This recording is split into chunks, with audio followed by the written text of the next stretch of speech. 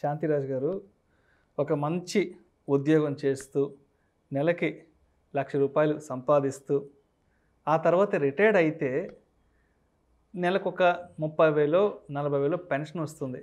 So సర్వీస్లో ఉన్నప్పుడు ఒక మంచి ప్యాకేజ్ అనేది అందుకుంటూ ఉంటాం. వన్స్ సర్వీస్ కంప్లీట్ అయినాక పెన్షన్ మీద డిపెండ్ అవ్వాల్సి వస్తుంది. సో రిటైర్మెంట్ తర్వాత కూడా ఒక మంచి లైఫ్ స్టైల్ని కొనసాగించాలి అంటే ఎటువంటి ఫైనాన్షియల్ ప్లానింగ్ని డిజైన్ చేసుకోవాలి అంటారు? ఏ ఏజ్ నుంచే ప్రారంభించాలి అంటారు? విష్ణు గారు, ఇది చాలా చాలా ఇంపార్టెంట్ క్వశ్చన్ అండి. ఎందుకంటే ప్రతి ఒక్కరము ఆ కెరియర్లో మనము జాబ్ కానివ్వండి, బిజినెస్ కానివ్వండి చేస్తూ ఉంటాము. అప్పుడు ఇన్కమ్ అనేది మనకు ఉంటుంది రెగ్యులర్గా. కానీ రిటైర్మెంట్ అయిన తర్వాత రెగ్యులర్ ఇన్కమ్ అనేది ఉండకపోవచ్చు. సో మనం ఏంటంటే ఇప్పుడున్న అంటే ఎక్కువ ప్రైవేట్ ఎంప్లాయ్మెంట్ ఎక్కువ ఉంది. ఈవెన్ గవర్నమెంట్ ఎంప్లాయీస్ చూసుకున్నా కూడా పెన్షన్ అనేది ఇప్పుడు లేదు. కాకపోతే కార్పస్ అనేది వస్తుంది. కాబట్టి మన ఈ ఎర్నింగ్ ఏజ్లోనే సరైన ప్లానింగ్ చేసుకోగలిగితే ఆ రిటైర్మెంట్కి మనకి కాస్ట్ ఆఫ్ లివింగ్ ఆ రోజు ఏదైతే ఉంటుందో దాన్ని మనం ఫుల్ఫిల్ చేసుకోగలుగుతామండి.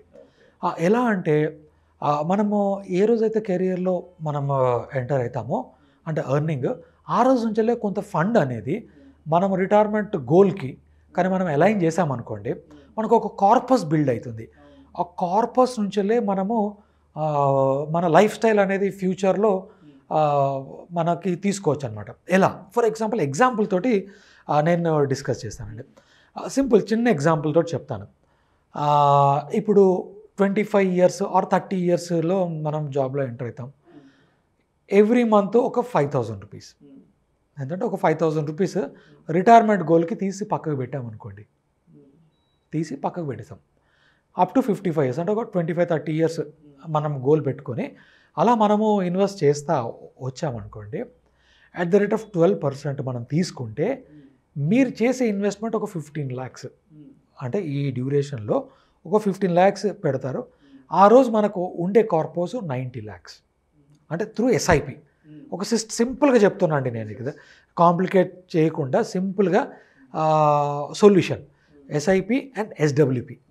సో కెరియర్లో ఉన్నప్పుడు మనం ఎస్ఐపి స్టార్ట్ చేస్తాము ఎవ్రీ మంత్ 5,000 అనుకుంటా.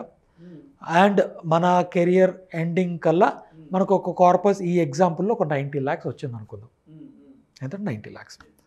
ఈ 90 lakhs తర్వాత మనం ఏం చేస్తాము? మన దగ్గర ఈ కార్పస్ ఉంది. ఈ కార్పస్లో మనం ఏం చేయొచ్చు అంటే సిస్టమాటిక్ విత్డ్రాల్ ప్లాన్. అంటే ఆ రోజు మన కాంట్రిబ్యూషన్ ఆపేసి ఆర్ఎల్ దానికన్నా ముందు ఒక 2-3 years ముందు ఆపేసి మనం కొంత హైబ్రిడ్ ఫండ్స్లోకి అంటే కొంచెం కన్జర్వేటివ్ పోర్ట్ఫోలియోకి షిఫ్ట్ చేసేసినా, లేదంటే అదే దాంట్లో ఉన్నా కూడా ఇబ్బంది లేదు, రిస్క్ టేకింగ్ ఎబిలిటీ ఆ టైంలో చూసుకొని మనము ఒక సిస్టమాటిక్ విత్డ్రాల్ కానీ మనం పెట్టుకున్నాం అనుకోండి, అంటే ఒక 90,000 per month. ఎంతండి? 90,000 per month మనం కానీ విత్డ్రాల్ అనేది పెట్టుకుంటే మీరు ఒక 20 years సస్టైన్ అవ్వగలుగుతారు ఈజీగా. అంటే ఒక 55 yearsలో రిటైర్ అయిపోయి 75 years వరకు మీకున్న కార్పస్లో నుంచెల్లే మీరు స్లోగా 80,000-90,000 విత్డ్రా చేసుకుంటూ ఉండొచ్చు. మీకున్న ఈ కార్పస్ అనేది కూడా ఇన్వెస్ట్మెంట్లోనే ఉంటుంది. మీ రిక్వైర్మెంట్ ఏదైతే కావాలో అది మీరు దాంట్లో నుంచి వెళ్ళి కంఫర్టబుల్గా తీసుకోవచ్చు. అండ్ ద బ్యూటీ ఏంటంటే at the end of 75 years నేను చిన్న క్యాలిక్యులేషన్ చేశాను, మీరు టోటల్ విత్డ్రాలు 2.5 crores తీసుకుంటారు. మీరు 2.5 crores విత్డ్రా చేసిన తర్వాత కూడా మీకు మిగిలిపోయే కార్పస్ 1.5 crore. నేను చెప్పేది మామూలుగా అంటే ఇది ఖచ్చితంగా క్యాలిక్యులేట్ చేసి చూసి చేసిన ఇష్యూ అనమాట. So 25 years during accumulation stage, 20 years during మీ withdrawal stage. SIP SWP solution retirement. ఇంకా వేరేది ఏం అక్కర్లేదండి. సింపుల్ ఎగ్జాంపుల్, ఇప్పుడు ఈరోజు నాది 20,000 ఖర్చు అనుకోండి, ఒక 25 years తర్వాత నా ఖర్చు అనేది ఒక 4 times 5 times పెరిగిపోతుంది. ఇన్ఫ్లేషన్ అంటే సేమ్ లైఫ్ స్టైల్ని లీడ్ చేయాలంటే నాకు కంపల్సరీ 90,000 1 lakh దానికన్నా ఎక్కువే కావాలి. సో కాబట్టి ఇప్పుడు ఇట్లా మనం ఎర్లీ ఏజ్లో ఇలా రిటైర్మెంట్ ఫండ్కి ఒక చిన్న అమౌంట్ అని మనం పెట్టుకుంటూ వస్తే రిటైర్మెంట్ ఏజ్ రోజు మనం సిస్టమేటిక్ విత్డ్రాల్ అనే ఆప్షన్ మనం కానీ ఎక్సర్సైజ్ చేస్తే డెఫినెట్గా ఇది ఫార్చ్యూన్ అండి. ఇంకోటి విష్ణు గారు, ఇక్కడ అది తీసుకోవడం, ఇది తీసుకోవడం, అక్కడికి వెళ్ళడం, ఇక్కడికి వెళ్ళడం అక్కర్లేదు. సింపుల్ సొల్యూషన్ అండి ఇది. చాలా సాధారణమైన సొల్యూషన్. పెద్దగా ఎనాలిసిస్ కూడా ఏం అక్కర్లే. కంపల్సరీ ఒక మంచి ఈక్విటీ ఫండ్లో పెట్టుకోవాలి. ఇంకొక దీనికి నెక్స్ట్ స్టెప్ ఏంటంటే, ఎవ్రీ మంత్ 5,000 కాదు కదా, ఆయన శాలరీ కూడా పెరుగుతూ ఉంటుంది, స్టేజెస్ పెరుగుతూ ఉంటుంది. Step up SIP, growing SIP పెట్టుకున్నారని కూడా ఒక్కసారి మీరే ఆలోచించండి. అడిషనల్గా కొంత అమౌంట్ యాడ్ చేసుకుంటూ పోతూ ఉండాలి. సో కార్పస్ కాస్త ఇప్పుడు నేను చెప్పిన ఈ 3.5 కోట్లు 70 years కల్లా మీ విత్డ్రాల్, మీ కరెంట్ వాల్యూ 3.5 crores కాస్త ఆల్మోస్ట్ 7 crores 8 crores వెళ్ళిపోతుంది స్టెప్ అప్ ఎస్ఐపి చేసుకుంటే. స్టెప్ అప్ 10% పెంచుకోవాలి.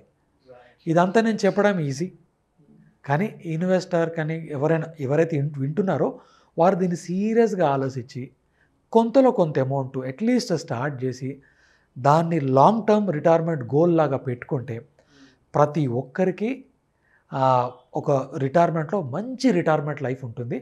వాళ్ళు ఈ లైఫ్ స్టైల్లో కాంప్రమైజ్ అవ్వాల్సిన అవసరం ఉండదు. వారు ఎవరిపైన డిపెండ్ అవ్వాల్సిన అవసరమే లేదు.